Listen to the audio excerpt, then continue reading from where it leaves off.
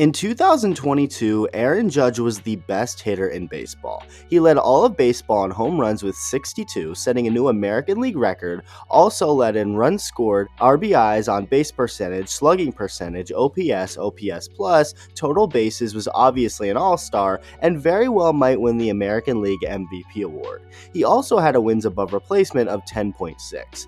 For those who aren't familiar with that stat, wins above replacement or WAR, it calculates how many wins you are worth to a team. So Judge basically added 10, almost 11 wins to the Yankees this season. It doesn't take an advanced stat to tell you that the biggest reason the Yankees made the postseason was because of Aaron Judge. The rest of the lineup was either not that good or inconsistent, same with the pitching.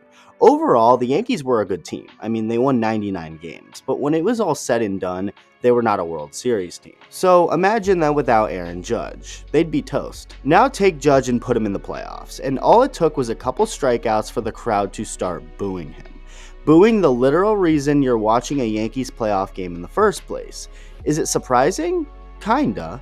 But is it really surprising when given the context? Not really. Joey Gallo was ran out of town earlier this season, and someone who went out of his way to avoid going out on the streets in New York in order to stay away from fans who would be hostile toward him. Yankees shortstop this season, Isiah Kiner-Falefa, was not very good. In 142 games played, he hit .261 with a .642 OPS, connecting for just 4 home runs. Again, not good. But ask yourself this: does someone who's not having a good year at the plate deserve to have his dad get sent a message claiming his son was shot dead? Because that's exactly what happened. Isiah Kiner-Falefa's father received a DM on social media claiming his son was shot dead in the Bronx. Now, let me make something very clear.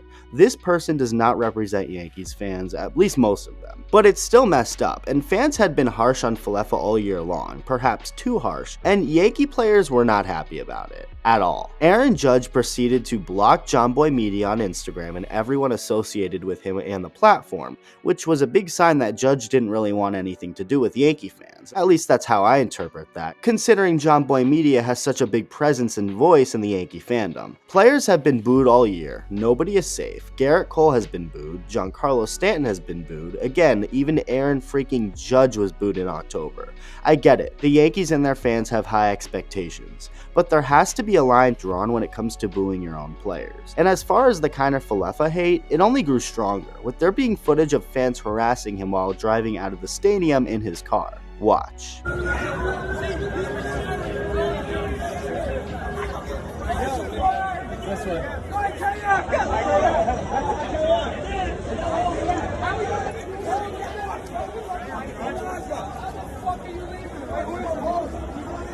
It's now been reported that players have had enough. MLB insider Andy Martino recently wrote an article on all of this, and it had some interesting information in it. According to Martino, more than one Yankee player has told his agent this week that playing at Yankee Stadium last weekend was an unusually brutal experience, that it was hard for many teammates to believe that fans booed Judge, and players were even sympathetic toward Josh Donaldson, who is also getting booed, a guy who can be a little tough to deal with and has struggled all year long at the plate.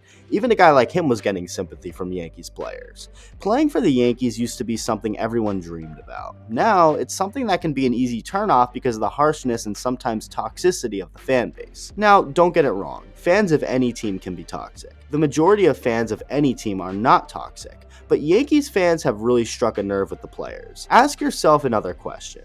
Would you rather play in New York City with fans who will turn on you at any given moment with one wrong move? Or would you rather play out west in Los Angeles or San Francisco by the Bay, where fans will pretty much love you no matter what and would never really even think to boo you? That's a question Aaron Judge has to ask himself. Of course, he'll end up wherever the most money is, whether that's New York, San Francisco, Oakland. If Oakland offered Judge a contract, it would look like this.